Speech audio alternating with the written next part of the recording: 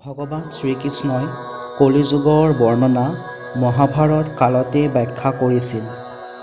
এই সময়ত মানুহৰ স্বভাৱ চৰিত্ৰ মন কেনেধৰণৰ হ'ব সেই বিষয়ে তেওঁ মহাভাৰত কালতে কৈ গৈছিল।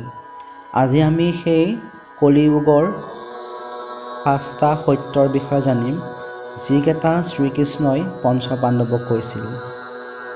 আহক তেনেহ'লে আমি সেই 5টা সত্যৰ বিষয়ে জ্ঞাত হওঁ। এবাৰ পঞ্চপাণ্ডৱৰ মনত কলিযুগৰ বিষয়ে জানিবলৈ মন গৈছিল।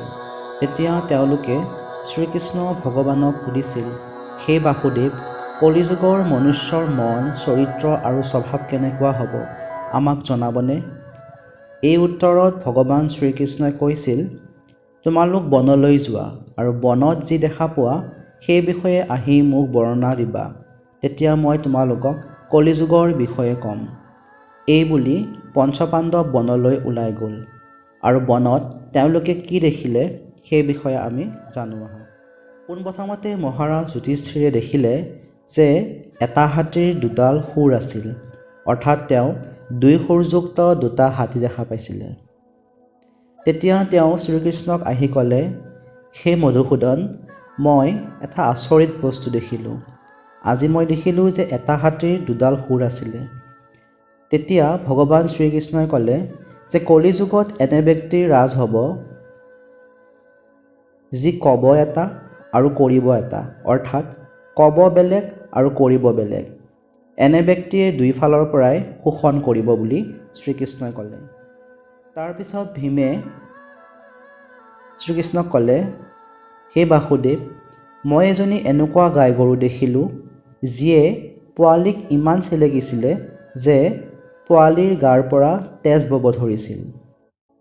এই উত্তৰত ভগৱান শ্ৰীকৃষ্ণই ক'লে, ভীম, কলিযুগত মাক দেউতাক সন্তানৰ প্ৰতি ইমান আসক্ত হ'ব যে সন্তানৰ সম্পূৰ্ণ বিকাশ নহ'ব।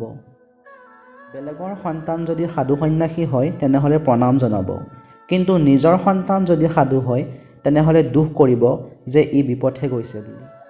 কলিযুগত সন্তানক মাক দেউতাকে মোহ মায়াত এনেদৰে বান্ধি ৰাখিব যে তেওঁলোকৰ জ্ঞান সীমিত হ'ব। কৃষ্ণ ভগৱানে ক'লে, এই জীৱন মৃত্যুৰ বাবে হয় আৰু আত্মা পৰমাত্মাৰ বাবে হয়। পুত্ৰ হয় স্ত্ৰীৰ বাবে আৰু পুত্ৰী হয় স্বামীৰ বাবে, অৰ্থাৎ আমাৰ জীৱনটো নশ্বৰ, এই বুলি ক'লে। তাৰপিছত গাণ্ডীৱধাৰী অৰ্জুনে ক'লে, সখা কৃষ্ণ, মই বনত এনেকুৱা এটা আচৰিত বস্তু দেখিলোঁ যাৰ ব্যাখ্যা এনেধৰণৰ। মই এটা পক্ষী দেখিলোঁ যাৰ পাখিত বেদৰ ব্যাখ্যা আছে, কিন্তু সেই চৰাইটোৱে মাংস ভক্ষণ কৰিছিলে। তেতিয়া শ্ৰীকৃষ্ণই ক'লে, পাৰ্থ, কলিযুগত প্ৰায়ভাগ বিদ্বান আৰু জ্ঞানী ব্যক্তিয়ে সদায় আনৰ ধন সম্পত্তিৰ ওপৰতে চকু দিব। তেওঁলোকে সদায় মনত এইটোৱে বিচাৰিব যে কোন ব্যক্তিৰ মৃত্যু হয় আৰু সেই ব্যক্তিৰ মৃত্যুৰ ফলত তেওঁৰ ধন সম্পত্তি তেওঁলোকৰ নামত হয়। এনে মানুহ বহুত কম হ'ব যি সঁচাকৈ সাধু হ'ব, আৰু প্ৰায়ভাগ বিদ্বান মানুহৰ চকু আন ব্যক্তিৰ ধন সম্পত্তিৰ ওপৰতে থাকিব। নকুলে ক'লে, ভগৱান শ্ৰীকৃষ্ণ, মই দেখিলোঁ যে গধুৰ ডাঙৰ শিল এটা বাগৰি আহিছে আৰু ডাঙৰ ডাঙৰ গছবোৰ বগৰাই গৈছে, কিন্তু এডাল সৰু গছে সেই শিলটো ৰাখি দিছে। শ্ৰীকৃষ্ণ ভগৱানে ক'লে, কলিযুগত মানুহৰ বুদ্ধি নষ্ট হ'ব আৰু পতনৰ দিশত আগবাঢ়িব, কিন্তু সৰু বৃক্ষৰূপী হৰিৰ নাম, অৰ্থাৎ হৰিনামে সকলো ৰক্ষা কৰিব আৰু সুবুদ্ধি প্ৰদান কৰিব। কলিযুগত হৰিনামেই সাৰ হ'ব বুলি নকুলক ক'লে। তাৰপিছত সহাদেৱে ক'লে, হে ভগৱান শ্ৰীকৃষ্ণ, মই দেখিলোঁ যে বহুতো কুঁৱা দেখিলোঁ। কাষৰ কুঁৱাবোৰ পানীৰে পূৰ্ণ আছিল, কিন্তু মাজৰ যিটো কুঁৱা সেইটো দ আছিল, কিন্তু তাতে পানী নাছিল। তেতিয়া ভগৱান শ্ৰীকৃষ্ণই ক'লে, কলিযুগত মানুহে বিবাহ উৎসৱ আৰু লাহবিলাহত বহুত ধন খৰচ কৰিব, কিন্তু যদি ভোকাতুৰ আৰু মগনীয়া ব্যক্তি দেখে তেওঁলোকৰ ফালে আগ্ৰহ নেদেখাব। প্ৰায়ভাগ ব্যক্তি শাৰীৰিক উপভোগ মাংস আৰু ৰাগিয়াল বস্তু আদিত ধন খৰচ কৰিব, কিন্তু যি ব্যক্তি এই বস্তুবোৰৰ পৰা আঁতৰত থাকিব আৰু সেই ব্যক্তি ভগৱানৰ আশীষ লাভ কৰিব।